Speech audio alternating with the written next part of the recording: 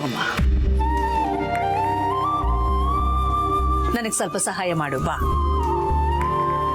ಎಣ್ಣೆ ಹಚ್ಚಿ.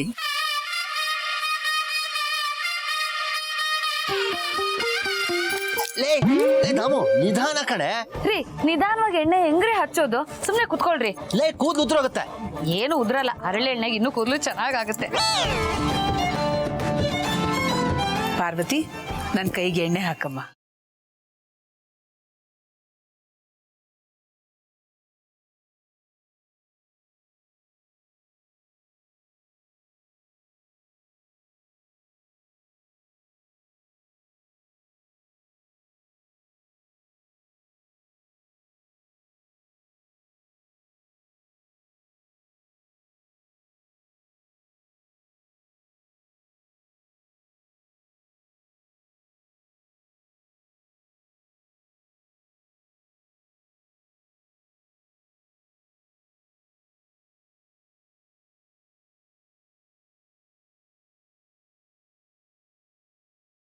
ಪಾರ್ವತಿ, ಇನ್ನೊಂದ್ ಸ್ವಲ್ಪ ಎಣ್ಣೆ ಹಾಕಮ್ಮ.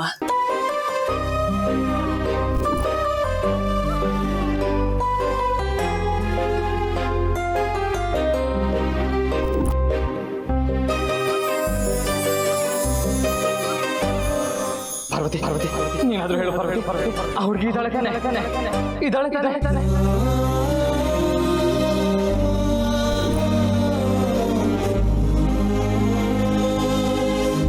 ಅವಳು ನನಗೆ ಸಿಗ್ತಾಳೆ ಅಲ್ವಾ?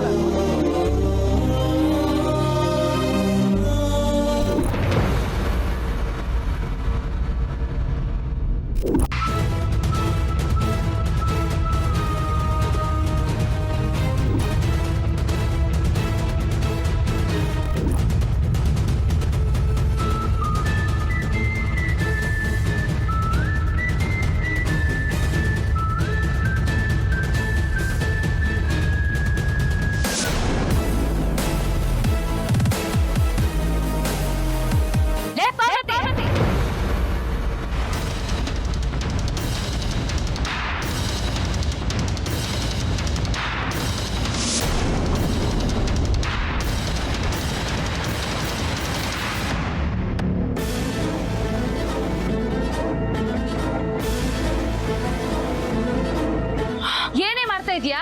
ಎಣ್ಣೆನ ಹಂಗೆ ಸುರಿತಿದ್ಯಲ್ಲ, ಮೈ ಮೇಲೆ ಪ್ರಜ್ಞೆ ಇಟ್ಕೊಂಡು ಕೆಲಸ ಮಾಡೋಕ್ಕಾಗಲ್ವಾ? ಅಯ್ಯೋ ಕ್ಷಮಿಸ್ಬೇಡಿ ಅಮ್ಮ, ಗೊತ್ತಾಗ್ಲಿಲ್ಲ, ನಾನು ಬೇಕಂತ ಮಾಡಲಿಲ್ಲ.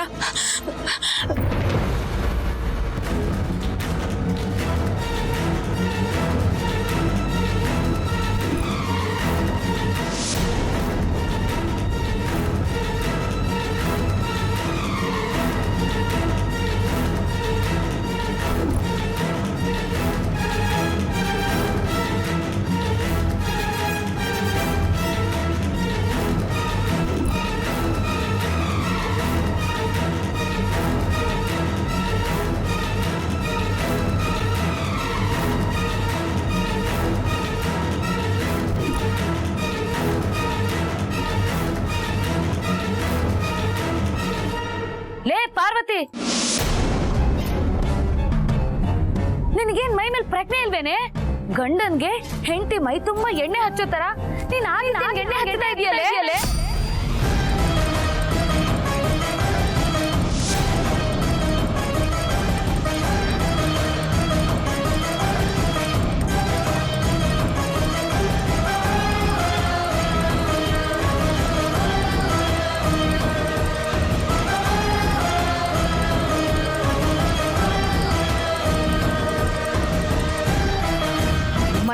ಮನೆ ಹಾಡಿ ಯಾವಾಗ್ಲೂ ನಿಂದ ಇದೇ ಕೆಲಸ ಆಗೋತಲೆ.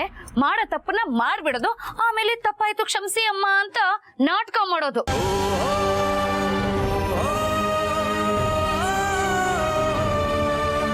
ಲೇ, ನಾನು ಇಷ್ಟೊಂದು ಗಂಟ್ಲು ಹರ್ಕೊಂಡು ಮಾತಾಡ್ತಿದ್ದೀನಿ, ನನ್ಗೇನು ಸಂಬಂಧನೇ ಇಲ್ಲ ಅನ್ನೋ ನಿಂತ್ಕೊಂಡಿದ್ಯಲೆ ನಿನ್ನ. ದಾಮಿನಿ,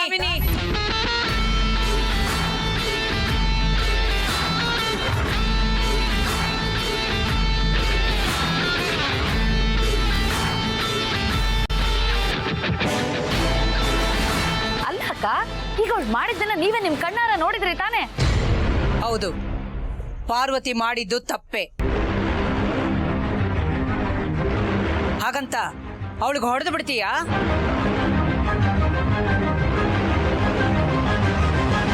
ಅವಳು ಕೇವಲ ಕೆಲಸದವಳಲ್ಲ, ನಮ್ಮ ಮನೆಯ ಒಬ್ಬ ಸದಸ್ಯಳು ಕೂಡ.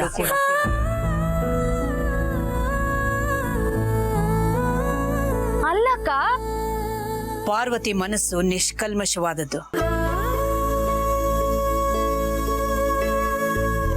ಯಾವುದೋ ಯೋಚನೆಯಲ್ಲಿ ಈ ರೀತಿ ಮಾಡಿದಾಳೆ ಅಷ್ಟೇ. ಪಾರ್ವತಿ, ಕೊಡಮ್ಮ ಇಲ್ಲಿ ಎಣ್ಣೆನ, ನಾನು ಹಚ್ತೀನಿ.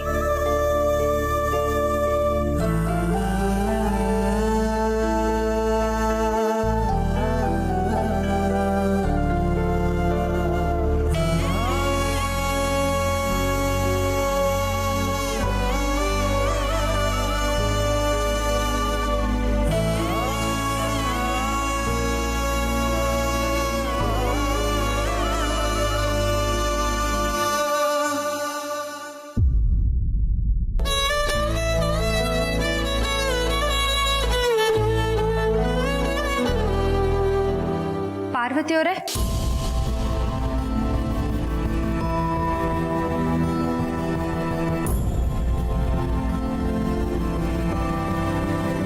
ನಿನ್ನೆಯಿಂದ ನಿಮ್ಮನ್ನು ಗಮನಿಸ್ತಾ ಇದ್ದೀನಿ.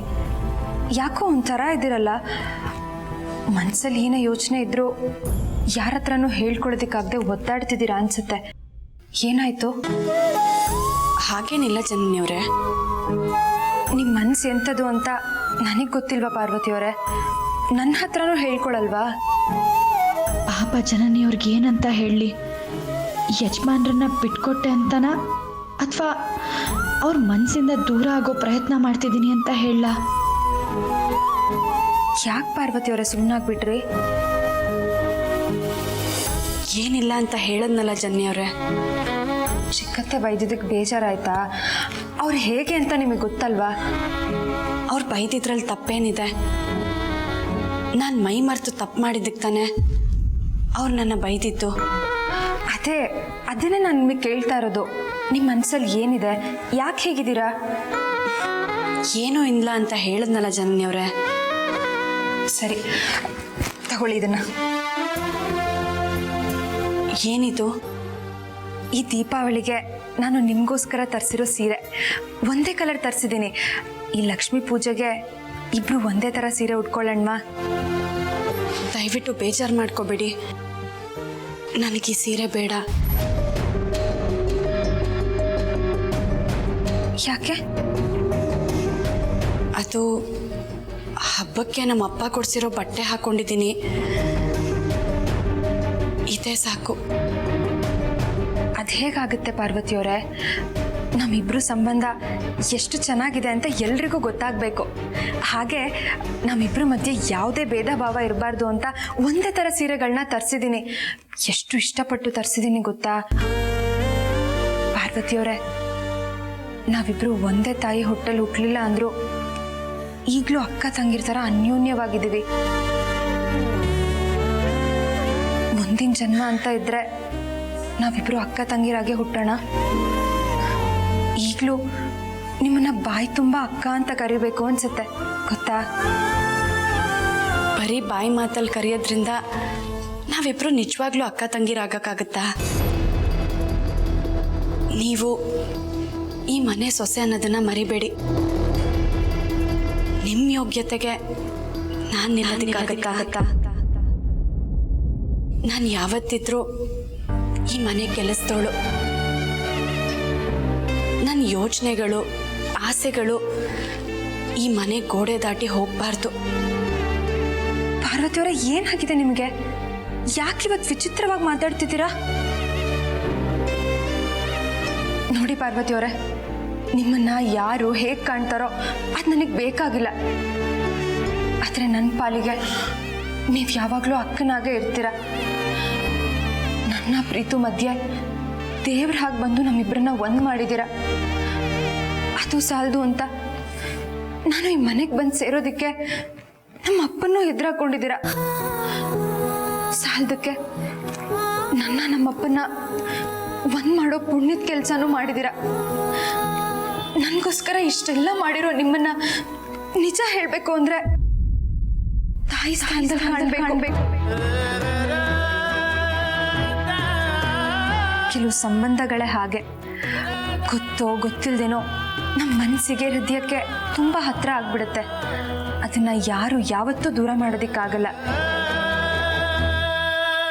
ಪಾರ್ವತಿಯವರೇ, ಒಂದೊಳ್ಳೆ ಸಂಬಂಧ ಚಿಗುರೋದಿಕ್ಕೆ ಒಡ ಹುಟ್ಲೇಬೇಕಂತ ಏನೂ ಇಲ್ವಲ್ಲ. ಒಡನಾಟ ಚೆನ್ನಾಗಿದ್ರೆ ಸಾಕಲ್ವಾ?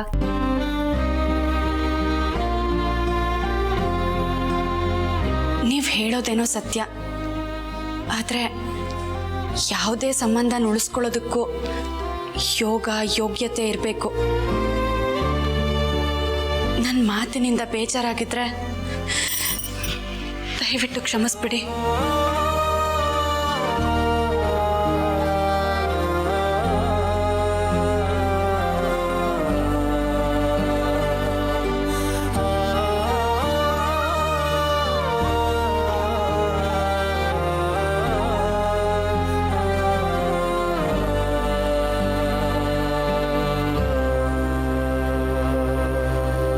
ಪಾರ್ವತಿ, ಬಾನು, ಭಾಗ್ಯ, ಹೇಗಿದ್ದೀರಾ? ನಾವು ಚೆನ್ನಾಗಿದ್ದೀವಿ. ನೀನ್ ಹೇಗಿದ್ದೀಯಾ? ನಾನು ಚೆನ್ನಾಗಿದ್ದೀನಿ. ಎಷ್ಟು ತಿಂಗಳಾಗೋಯ್ತು ಪಾರ್ವತಿ ನಿನ್ನ ನೋಡಿ. ನನಗೂ ನೀವೆಲ್ಲ ತುಂಬಾ ನೆನಪಾಗ್ತಾ ಇದ್ರಿ. ಯಾವಾಗ ಬಂದ್ರಿ? ನಾವು ಬೆಳಿಗ್ಗೆನೆ ಬಂದ್ವಿ. ಸಾವಿತ್ರಕ್ಕ, ಜಯಕ್ಕ, ಇಷ್ಟೆಲ್ಲ ಸಮಸ್ಯೆ ಆಯ್ತಲ್ಲ ಪಾರ್ವತಿ, ಅದಕ್ಕೆ ಸಾವಿತ್ರಕ್ಕ ಅವ್ರ ಅಣ್ಣನ ಮನೆಗೆ ಹೋಗಿದಾರಂತೆ. ಸ್ವಲ್ಪ ದಿವಸ ಬಿಟ್ಕೊಂಡು ಬಂದ್ಬಿಡ್ತಾರೆ. ಜಯಕ್ಕ ಹಬ್ಬ ಮುಗಿಸ್ಕೊಂಡು ಬರ್ತಾರಂತೆ. ಚೆನ್ನಪ್ಪಣ್ಣ ರಮೇಶ್ ಅಣ್ಣ ಬಂದಿದ್ದಾರೆ. ಏನು, ರಮೇಶ್ ಅಣ್ಣ ಚೆನ್ನಪ್ಪ ಬಂದಿದ್ದಾರಾ? ನಾವು ಬಂದಿದ್ದೀವಿ ಪಾರ್ವತಿ. ಚೆನ್ನಪ್ಪ, ರಮೇಶ್ ಅಣ್ಣ ಹೇಗಿದ್ದೀರಾ? ನಾವು ಸೂಪರ್ ಆಗಿದ್ದೀವಿ. ಇವತ್ತು ನೀವೆಲ್ಲರೂ ಎಷ್ಟು ಚೆನ್ನಾಗಿ ಕಾಣಿಸ್ತಾ ಇದ್ದೀರಾ ಗೊತ್ತಾ? ಇವತ್ತು ಹಬ್ಬ ಅಲ್ವಾ, ನೀವ್ಯಾರು ಕೆಲಸ ಮಾಡೋದು ಬೇಡ, ನಮ್ಮ ಜೊತೆ ಹಬ್ಬ ಆಚರಿಸಿ ಅಂತ ನಮಗೆಲ್ಲ ಹೊಸ ಬಟ್ಟೆ ಕೊಟ್ಟಿದ್ದಾರೆ. ಈ ಥರ ಯಾವ ಮನೆ ಯಜಮಾನ್ರ ಮಾಡ್ತಾರೆ ಹೇಳು ಪಾರ್ವತಿ? ಹೌದು, ಅದಕ್ಕೆ ಅಮ್ಮನ ದೇವ್ರು ಅಂತ ಕರೆಯೋದಲ್ವಾ? ನಿಜ ಪಾರ್ವತಿ, ನಮ್ಮ ಅಪ್ಪ ಅಮ್ಮನಿಗಿಂತ ಹೆಚ್ಚಾಗಿ ನಮ್ಮ ಮೇಲೆ ಕಾಳಜಿ ತೋರಿಸ್ತ ನಮ್ಮವರು. ಇಂಥ ಅಮ್ಮವ್ರು ಕೈ ಕೆಳಗೆ ಕೆಲಸ ಮಾಡೋದು ನಮ್ಮೆಲ್ಲರೂ ಪುಣ್ಯ ಅಲ್ವಾ?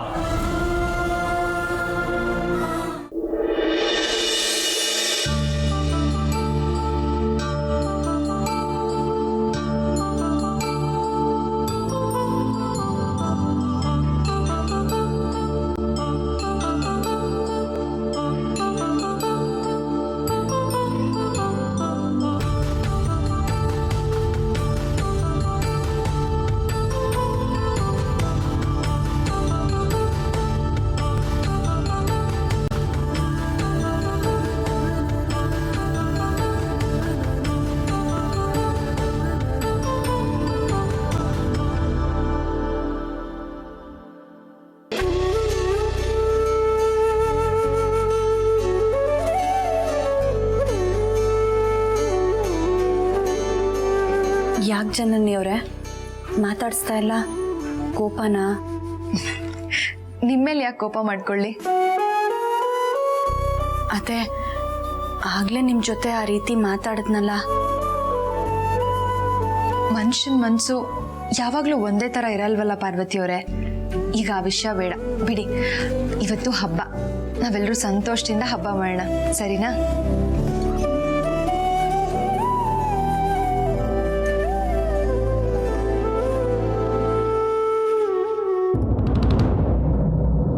ಮೇಡಮ್, ನಮಸ್ತೆ ಸಂದೇಶ್ ಸರ್, ಬನ್ನಿ. ನಮಸ್ಕಾರ. ಬನ್ನಿ, ಕೂತ್ಕೊಳ್ಳಿ. ಹೇಗಿದ್ದೀರಾ? ಚೆನ್ನಾಗಿದ್ದೀನಿ. ಮೇಡಮ್ ಬರೋದಕ್ಕೆ ಹೇಳಿದ್ರು. ಹಾ ಸರಿ, ಬರೋದಕ್ಕೆ ಹೇಳ್ತೀನಿ, ಕೂತಿರಿ.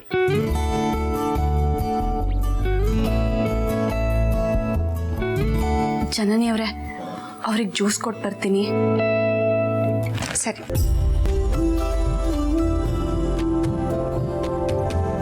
ಅಲ್ಲ ರೀ, ಇಡೀ ಜಗತ್ತಲ್ಲಿ ಬಿಸ್ನೆಸ್ ಕಮ್ಮಿ ಅಂತ ಕೆಲಸದವ್ರನ್ನ ಕಿತ್ತು ಹಾಕ್ತಿದ್ದಾರೆ.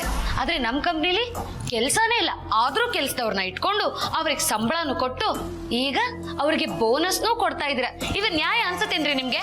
ಅಲ್ವೇ ಧಾಮಿನಿ? ಏನ್ ನಡೀತಾ ಇದೆ ಇಲ್ಲಿ? ಹಾ, ಏನಿಲ್ಲಕ್ಕ, ಕಷ್ಟ ಸುಖ ಮಾತಾಡ್ತಾ ಇದ್ವಿ ಅಲ್ವೇನ್ರಿ ನನ್ ಗಂಡ ಮೋಹನ್? ಇಲ್ಲ, ನಾನು ಹೇಳ್ತಿ ಧಾಮಿನಿ. ಅದಕ್ಕೆ ನೀವು ಬೋನಸ್ ಕೊಡೋಕೆ ಹೊರಟಿರೋದನ್ನ ವಿರೋಧಿಸಿದಾಳಿ ಇವಳು.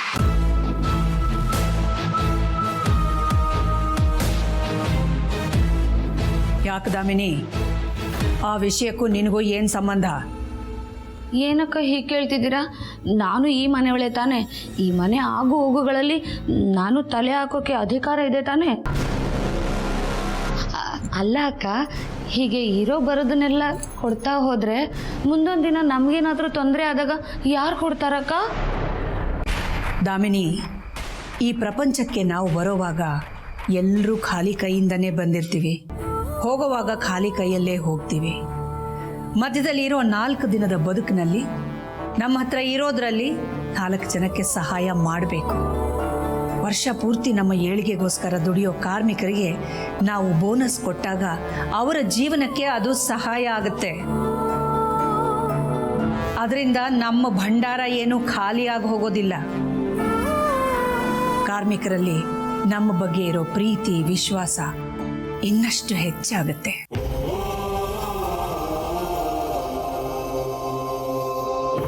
ಅರ್ಥ ಆಯ್ತಾ? ಹಾ, ಸರಿಯಾಗಿ ಅರ್ಥ ಆಯ್ತಕ್ಕ. ಈ ಬಡಪಾಯಿ ಮೇಲೆ ಕ್ಷಮೆ ಇರಲಿ ಅಕ್ಕ. ಮೋಹನ್, ಅದಕ್ಕೆ ದುಡ್ಡಿನ ವ್ಯವಸ್ಥೆ ಎಲ್ಲ ಆಗಿದೆ ತಾನೇ?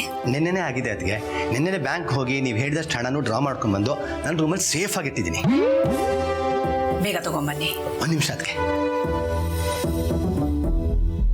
ಪ್ರೀತು, ಆ ದಿನ ಬರಕ್ಕೆ ಹೇಳಪ್ಪ. ಸರಿ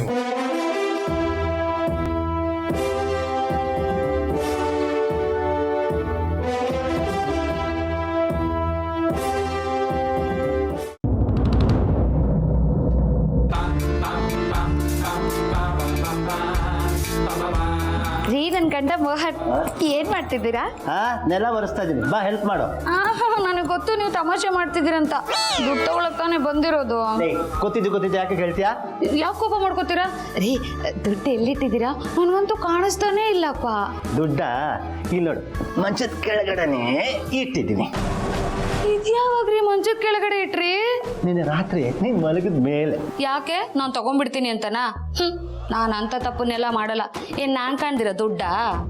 ಲೇ, ಈ ಮನುಷ್ಯ ತನಗಾಗಿರೋ ಮುಪ್ಪನ್ನ ತಾನು ಮಾಡೋ ತಪ್ಪನ್ನ ಅಷ್ಟು ಸುಲಭವಾಗಿ ಒಪ್ಕೊಳ್ಳಲ್ಲ ಕಣೆ. ಮಾತು ತುಂಬಾ ಚೆನ್ನಾಗಿದೆ, ಆದ್ರೆ ಇದು ನನಗೆ ಅನ್ವಯಿಸಲ್ಲ. ಯಾಕೆಂದ್ರೆ ನನಗೆ ವಯಸ್ಸು ಆಗಿಲ್ಲ, ನಾನಂತ ತಪ್ಪು ಮಾಡಿಲ್ಲ. ಆಯ್ತು ಬಿಡು, ನಿನ್ನ ಹತ್ರ ಏನ್ ಮಾತು, ಜಾಗ ಬಿಡು. ರೀ ರೀ ರೀ ರೀ ರೀ ಅದ್ರಲ್ಲಿ ನನ್ಗೊಂದೇ ಒಂದು ಕಟ್ಕೊಡ್ರಿ, ನಿಮ್ಮ ಜೀವನ ಪರ್ಯಂತ ಮರೆಯೋದೇ ಇಲ್ಲಪ್ಪ. ನಿಯತ್ತಿಲ್ದಿರೋ ಮನುಷ್ಯ ನಾಯಿ ಸಾಕದ್ನಂತೆ, ಆ ತರ ಆಯ್ತು ನೀನು ಹೇಳಿದ್ದು. ಏನ್ರಿ, ಒಂದ್ ಕಟ್ ದುಡ್ಡಿಗೂ ನನ್ ಬೆಲೆ ಇಲ್ವೇನ್ರಿ? ದಾಮು, ದುಡ್ಡಿಗಿರೋ ಬೆಲೆ ನಿನಗಿಲ್ಲ ಕಣೆ, ಜಾಗ ಬಿಡು. ಅಯ್ಯಯ್ಯೋ, ಮಂಚದ ಕೆಳಗೆ ಇಟ್ಟಿದಾರಂತ ಮೊದಲೇ ಗೊತ್ತಾಗ್ದಿದ್ರೆ ದಾಮಿನಿ ನೋಟ್ ಏನು ಇಡೀ ಸೂಟ್ ಕೇಸ್ನ ಅಭ್ಯಾಸ ಮಾಡ್ಬಿಡ್ತಾ ಇದ್ದೆ. ಮಿಸ್ ಆಗೋಯ್ತಲ್ಲ. ರೀ, ನಾನು ಬಂದೆ, ಇರ್ರಿ. ಏನು ಅಂದ್ರೆ, ಯಾರು ಪಾರ್ವತಿ ಜ್ಯೂಸು? ಆಫೀಸಿಂದ ಯಾರೋ ಬಂದಿದ್ದಾರೆ, ಅದಕ್ಕೆ ಅವ್ರಿಗೆ ಜ್ಯೂಸ್ ತೊಗೊಂಡು ಹೋಗೋಣ ಅಂತ. ಇದೇನ್ ಪಾರ್ವತಿ, ಒಂದೇ ಗ್ಲಾಸ್ ಜ್ಯೂಸ್ ಆಗ್ತಾ ಇದೆಯಾ? ಅಲ್ಲಿ ಬಂದಿರೋದು ಒಬ್ಬರೇ ತಾನೇ? ಅಯ್ಯೋ, ದೊಡ್ಡ ಯಜಮಾನ್ರು, ಚಿಕ್ಕ ಯಜಮಾನ್ರು, ಅಮ್ಮವ್ರು ಎಲ್ಲರೂ ಬಂದಿದ್ದಾರೆ, ಎಲ್ಲರಿಗೂ ತಗೊಂಡೋಗು. ಅಯ್ಯೋ, ದೊಡ್ಡ ಯಜಮಾನ್ರ ಮುಂದೆ ಹೋಗ್ಬಾರ್ದು ಅನ್ಕೊಂಡ್ರು, ಪದೇ ಪದೇ ಅವ್ರ ಮುಂದೆನೆ ಹೋಗೋ ಥರ ಆಗ್ತಿದೆಯಲ್ಲ. ಏನು ಮಾಡಲಿ ದೇವ್ರೆ, ಏನಪ್ಪ ನಿನ್ನ ಆಟ? ಏನು ಯೋಚನೆ ಮಾಡ್ತಾ ಇದೆಯಾ ಪಾರ್ವತಿ? ಏನಿಲ್ಲ.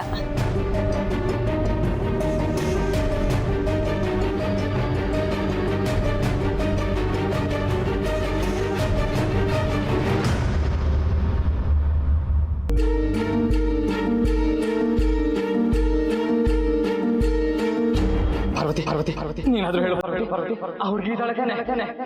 ಇದ್ದಾಳೆ. ಅವಳು ನನಗೆ ಸಿಗ್ತಾಳೆ ಅಲ್ವಾ?